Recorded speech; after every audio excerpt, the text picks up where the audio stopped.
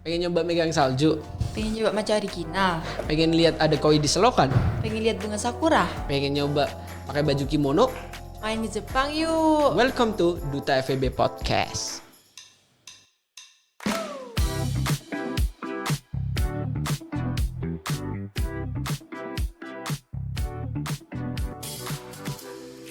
Halo semuanya, welcome back to Duta FEB Podcast dengan aku Andrian.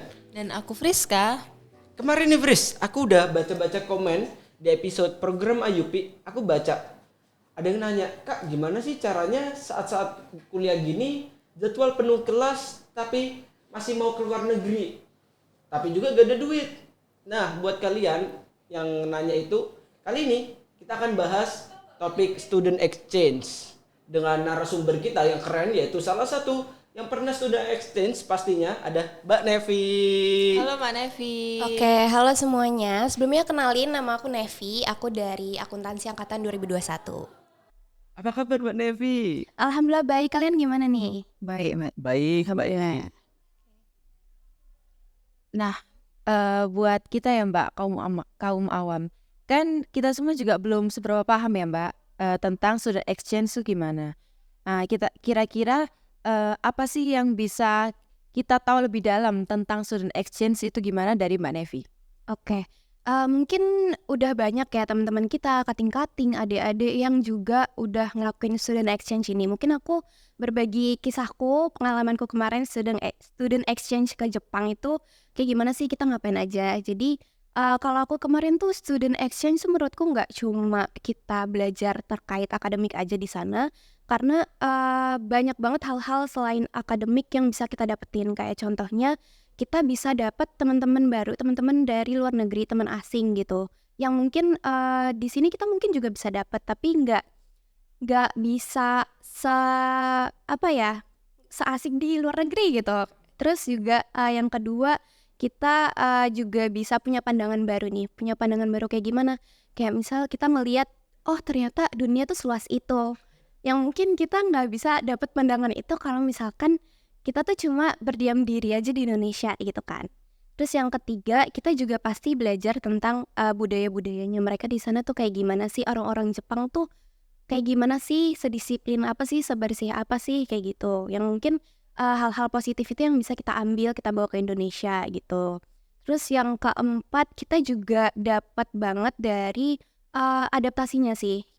Kayak kita kan nggak cuma dealing sama lingkungannya, sama teman-temannya, sama cara belajarnya, tapi juga kita dealing sama suhu di sana, terus makanan-makanannya, gitu-gitu kan. Terus mungkin itu sih. Aku dengar makanan di sana enak-enak gak sih? Wah, enak-enak banget sumpah. Aku pengen balik lagi sih ke sana. Kira-kira yang paling membekas itu rasanya makanan apa Mbak di Jepang sana? Kalau aku ini sih, sushi sama yakiniku, kalian tahu gak? Kayak daging gitu. Oh, daging yakiniku. Iya, di Indonesia sebenarnya juga ada sih. Indonesia sama Indonesia. Bedanya apa ya? Nggak tahu. Rasa-rasa Jepangnya tuh ada gitu. aja. Iya. Enak banget sih. Kalian udah Iya. coba sih. Tadi kan Mbak udah jelasin tuh kayak apa aja yang bisa didapat. Tapi buat kalian nih, mungkin penasaran untuk student exchange kayak Mbak itu perjuangannya kayak gimana sih Mbak? Apa emang berat banget atau kita join langsung tiba-tiba keterima lalu langsung ke Jepang atau gimana? Oke. Kalau untuk berarti ini apply-nya ya istilahnya. Oke. Kalau misalkan aku kemarin simple kok, nggak seribet itu. Mungkin kalian juga bisa cek Instagramnya Global Unair. Kita kan punya international office kan. Nah, mereka itu sering banget nge-share tentang program-program ke luar negeri gitu. Nah, kita bisa juga tuh milih-milih yang mana yang sesuai dengan kebutuhan kita. Nah, kebetulan kemarin itu ada student exchange ke Jepang, ke Ritsumeikan University namanya. Nah, Ritsumeikan University itu banyak banget cabangnya di Jepang. Nah, aku kemarin itu di Osaka gitu. Nah, untuk apply-nya sendiri kemarin itu gak susah sih, dan gak ada tahap wawancaranya juga, karena kan ada juga ya program-program yang dia ada tahap wawancara. Nah kemarin tuh aku gak ada, jadi cuma apply dokumen-dokumen aja. Kayak misal yang wajib tuh sertifikat bahasa Inggris, terus pastinya juga harus punya paspor, Terus kemarin juga aku bikin esai juga gitu. Mungkin seleksinya dari situ sih, sama mungkin CV kayaknya kalau nggak salah ingat gitu. Oh, jadi gitu Mbak. Kalau misal nih, itu untuk orang-orang, semua orang umum bisa atau cuman anak-anak UNER aja yang bisa? Karena ini kan programnya emang program FEB Unair sama Risumekan University kan. Jadi emang untuk anak-anak Unair aja sih. Dan FEB gitu. Kemarin. Dan kira-kira buat kan pastinya kalau kita mengikuti student exchange itu nantinya kita kan bakal mungkin bolos ya Mbak ibaratnya ya. Nah itu dari pengalaman Mbak Nevi waktu itu hari bolosnya tuh bakal ditukar sama sistem kredit semester atau gimana ya Mbak? Oke. Kalau aku kemarin itu di jurusan aku sendiri karena tiap jurusan kan punya regulasinya masing-masing. Kalau di akuntansi itu kemarin kita itu dikonversi 6 SKS. Nah, karena aku kemarin kebetulan lagi magang, jadi izinnya juga nggak sesusah itu dan nggak seribet itu.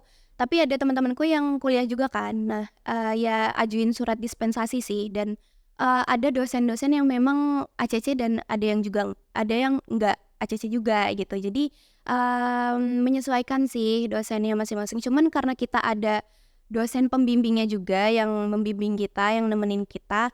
Jadi mereka yang bantuin buat ngehubungin ke dosen matkulnya buat minta izin juga gitu. Jadi aman sih kalau untuk izin. Oh, aku mau nanya nih Mbak. Sebenarnya Ritsumeikan Academy itu apa sih Mbak? Jadi Ritsumeikan University itu Ritsumeikan University. Ritsumeikan University ya universitas private di Jepang gitu dan emang mereka nih banyak cabangnya. Cuman aku kemarin kebagian yang di Osaka Ibaraki kampusnya gitu sih. Mbak, aku mau nanya dong, untuk apply di Ritsumeikan University ini mulai dari tanggal berapa sih Mbak?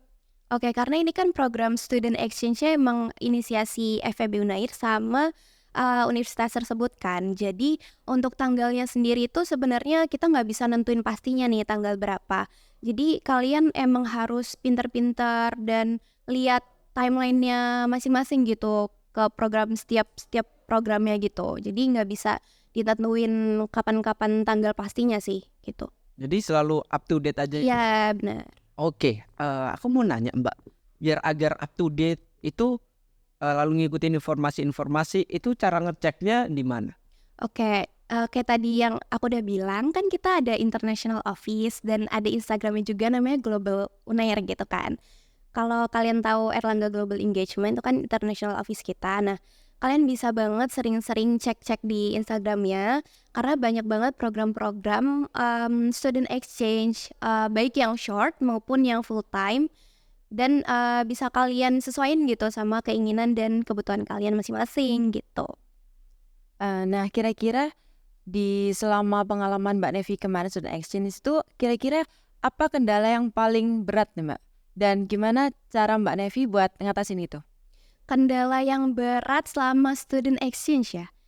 Mungkin menurutku seru-seru aja sih, nggak ada kendala yang gimana-gimana gitu. Jadi mungkin ini aja ya, dealing sama makanan-makanan sama suhunya. Karena kan itu kita kehitungnya udah masuk ke November dan udah mulai masuk ke musim dingin. Jadi kita harus adapt sama suhunya juga. Gimana cara kita adaptasi gitu. Terus makanannya karena aku pribadi sebagai seorang muslim kan harus selektif juga ya terkait makanan apakah itu halal atau enggak gitu sih mungkin. Aku mau nanya Mbak, sebenarnya student exchange ini sama program IUP-nya UNER itu bedanya apa sih Mbak? Oke, karena aku mahasiswa reguler ya aku jawab setauku ya.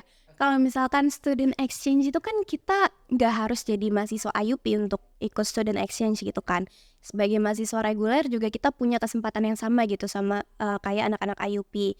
Kalau misalkan anak IUP itu kan in general pasti mereka punya kesempatan yang udah pasti keluar negeri gitu kan. Kayak mereka belajar di Indonesia pakai bahasa Inggris terus habis itu nanti lanjut mereka belajar ke luar negeri gitu kan. Ya mungkin itu aja sih bedanya kayak ya kita sebagai mahasiswa reguler belajar pakai bahasa Indonesia biasa walaupun bukunya bahasa Inggris, tapi kan kita juga punya kesempatan yang sama untuk keluar negeri kayak sama kayak anak IUP lah gitu. Buat Mbak Nevi nih, kira-kira dari pengalaman kemarin Mbak Nevi student exchange, kira-kira apa yang dapat bisa diambil dari pengalaman kemarin? Terus kalian mungkin Mbak Nevi bisa ceritain kesibukan Mbak Nevi sekarang. Oke, mungkin yang dapat aku ambil dari pengalamanku kemarin itu, di Jepang itu orang-orangnya sangat amat disiplin terkait waktu, terus juga bersih, rapih. Nah, mungkin itu ya yang bisa aku bawa ke Indonesia dan aku terapin juga, dan aku juga masih belajar untuk hal-hal itu. Terus juga terkait teknologinya juga di Jepang sangat amat maju. Jadi mungkin itu sih yang benar-benar kayak wah Indonesia nih harus kayak gini nih gitu. Terus terkait kesibukan ya, mungkin aku saat ini cuma kuliah aja sih, kuliah sama aku ada les bahasa Inggris sama ada kegiatan di beasiswa juga gitu. Oh, berarti Mbak ikut-ikut beasiswa juga ya? Iya. Keren Oh, banget. keren banget. Nah, mungkin nih buat teman-teman yang mungkin misal nggak dapat full funded student exchange, bisa juga apply di beasiswa. Emang aku mau nanya, Mbak juga dapat beasiswa ya? Beasiswa apa, Mbak? Oke, jadi alhamdulillah aku keterima beasiswa Jarum untuk 1 tahun angkatan 2023, 2024. Jadi kita juga dapat pelatihan-pelatihan soft skill yang sangat amat bermanfaat untuk self improvement kita gitu. Terus juga mungkin buat teman-teman yang sekarang lagi semester 4 bisa banget coba apply karena penutupannya itu 30 Mei dan sayang banget kalau misalkan nggak dicoba gitu karena banyak banget benefitnya dan sayang banget untuk dilewatkan sih menurutku gitu. Oke. Nah, buat kamu nih yang tadi komen kalau masih kurang dana tapi pengen ke luar negeri, kamu bisa apply di student exchange dan juga bisa juga mencoba ngambil beasiswa. Kebetulan sekarang beasiswa Jarum lagi dibuka. Tuh lagi dibuka gitu. Oke, Mbak Nevi, aku mau nanya, apa cara biar kita bisa daftar atau ada nggak sih tips and trick biar bisa keterima student exchange itu? Oke, sebenarnya ya kalau menurutku student exchange itu yang paling penting sertifikat bahasa Inggris sih. Sama mungkin kalau misalkan mereka emang minta esai ya, usahain buat esainya itu sesuai dengan apa yang mereka minta dan sesuai kayak kalian lihat nih grammarnya udah bener belum, terus susunannya strukturalnya itu udah bagus atau belum. Mungkin kalian juga bisa minta proofreading ke kakak-kakak tingkat yang udah pernah student exchange kayak gitu sih mungkin dari aku. Nah, kalau boleh tahu nih Mbak, kan biasanya kalau orang-orang awam itu yang paling takutin itu di bahasa Inggrisnya ya Mbak.